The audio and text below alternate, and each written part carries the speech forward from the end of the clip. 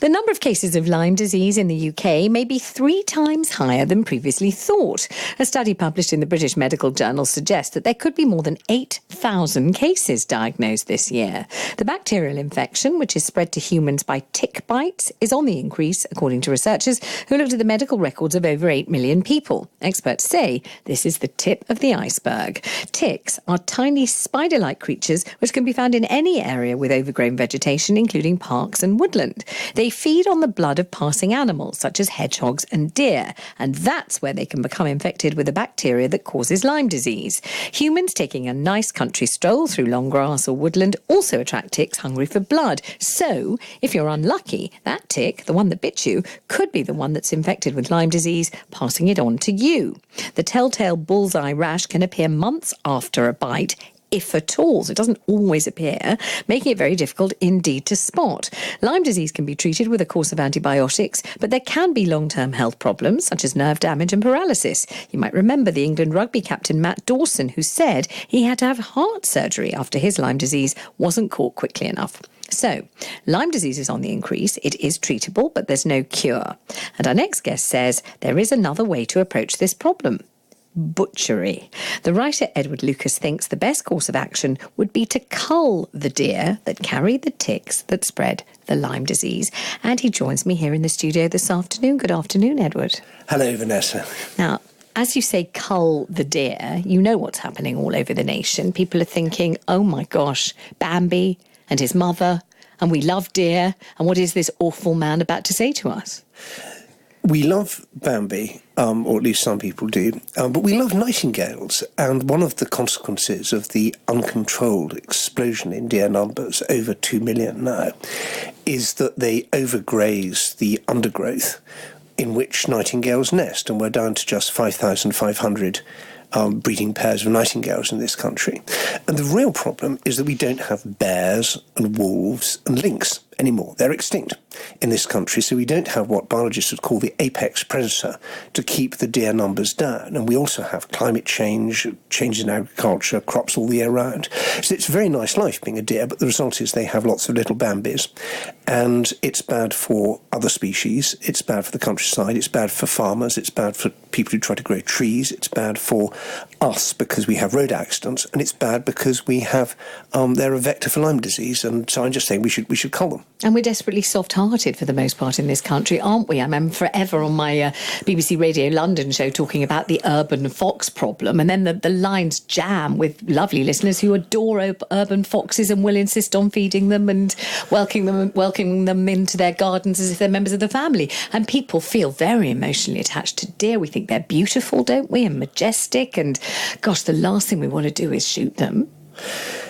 I think it may not be the first thing that we want to do, but it can't just be the last one, because if you don't have some predator, these numbers explode. And, we've seen what happens with squirrels, which have basically no predator, and we have a plague of grey squirrels in this country. We have urban pigeons, who are a menace. Actually, I live next to one of the few places in London where we have peregrine falcons, who are real apex predators, and we see, every now and again, we see the eviscerated corpse of a prisoner, and I think this is nature actually doing its job. But the counterpart of the peregrine falcon feeding on the pigeons would be a bear or wolf or lynx feasting on the deer. Any minute now you're going to say, you're coming in next week to say we need a few bears and let's bring some wolves back to the British Isles. Some people argue, there's an argument in Scotland of what they call rewilding, which is to bring back, first of all, the lynx. And, maybe that's an argument. I think if I was a sheep farmer, I'd be against it. And, I can see why people might be a bit nervous. But, if you're not keen on nature, perhaps it'd be the right thing to do. But what we can do is shoot deer and then eat them. This is the other great thing, is that venison is an incredibly healthy meat. And it's, if you don't like factory farming, fair enough. Don't like methane emissions from cows, that's fair enough. I can see all those arguments. But actually venison, it's low fat, it's delicious, it's abundant. I can't understand when you go to the supermarket, we import venison from New Zealand, vast price. I don't see why it's there for the taking here in this country. And in practical terms, what would have to be relaxed and what would have to be done legally to enable people to just walk about the place with bows and arrows or shotguns killing deer? How's that going to work? Well, there is a thing called the Deer Act, which restricts the season in which you can shoot deer, and it restricts where you can shoot deer, and it restricts the kind of weapon you can use, and that's been tightened so that there's a particular kind of shotgun, which was habitual, a cartridge for shotgun, which was traditionally used for shooting deer, and that's not allowed anymore.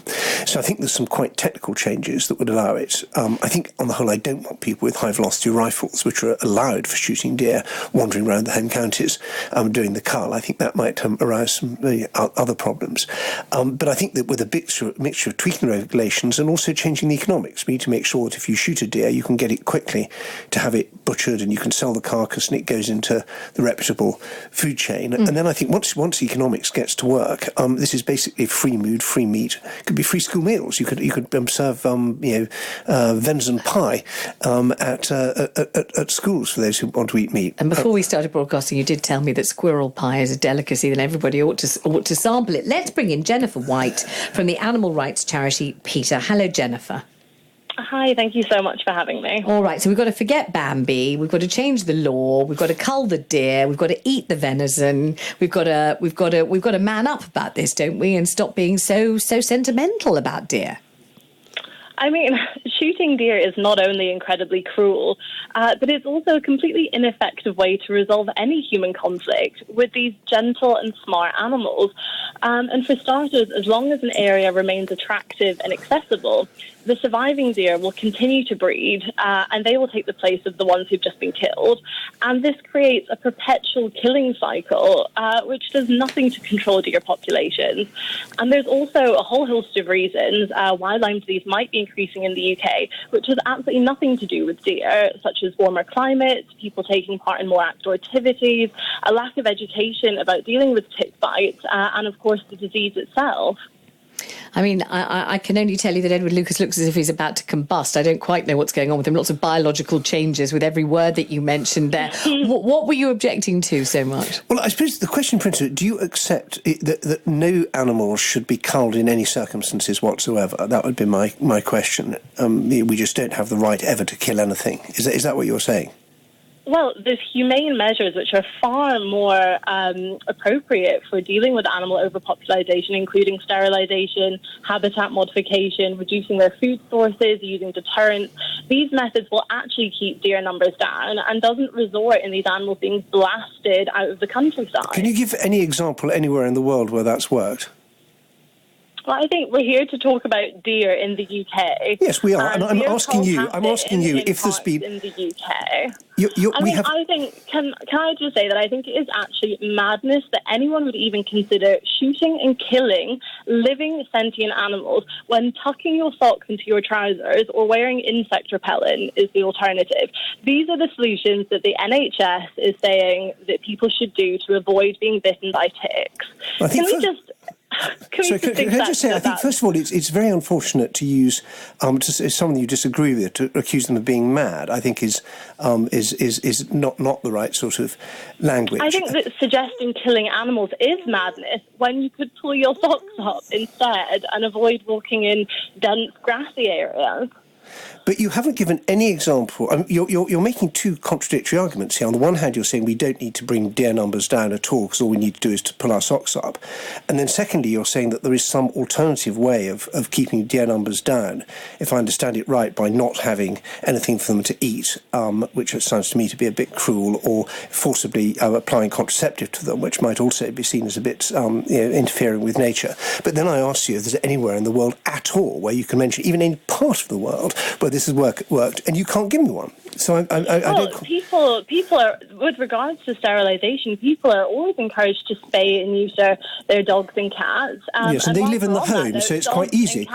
Well, no, because dogs and cats can also carry ticks, and I'd certainly like to hope that you're not suggesting that people go out and kill dogs and cats with shotguns.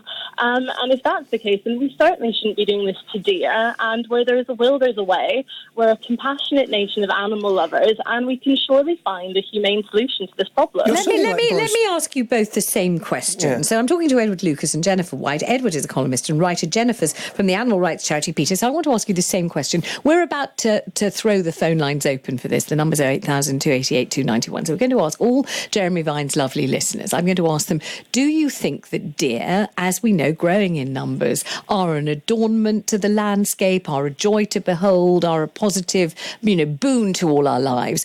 Or do you find them a scourge and a pest? And, are they, I don't know, eating your crops or rushing over your terrain or whatever it is? Let me start with you, Edward. Do you think most people will say there are far too many of them, they need to be got rid of, and I don't like ticks? Or do you think most people will say, oh my God, Bambi, don't touch the deer? I think most people would say that there's all sorts of animals and insects and plants that are fine up to a point. You know, I love pollinators. I love insects. I don't like wasps at picnics, and I will happily kill them if they try and get into my jam sandwich. I love all beautiful animals. I think all animals are beautiful. They're also delicious, by the way, most of them. But I think that when you have a population that's exploding because of man-made intervention, it's not enough just to sit back and say, oh, that's nature's way. I think and certainly not, I think, to come up with these sort of fanciful themes about trying to apply contraceptives and so on. So you think most people will think there are too many and something needs to be done, or they will think they're wonderful and they'd like as many as they can see? I think that most people would agree that there are populations that can get out of control, and when they get out of control, you have to do something about it. Thank you. And Jennifer, what do you think?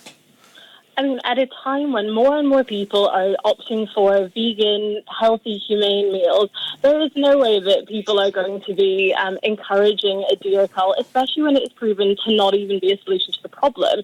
It's humans who have damaged and consumed vast areas of woodland and other wildlife landscapes. And it's also humans who go for walks in areas that are known to house wildlife and ticks. Well, my grateful thanks to you both. Thank you very much indeed to Edward Lucas and Jennifer White. We'd love to hear from you. Do you think that because Lyme disease is on the up and up, and so is the deer population, we need a deer cull, obviously within the law, maybe a change of the law? Or do you think that is cruel, unpleasant, unpalatable? 08000 288 291.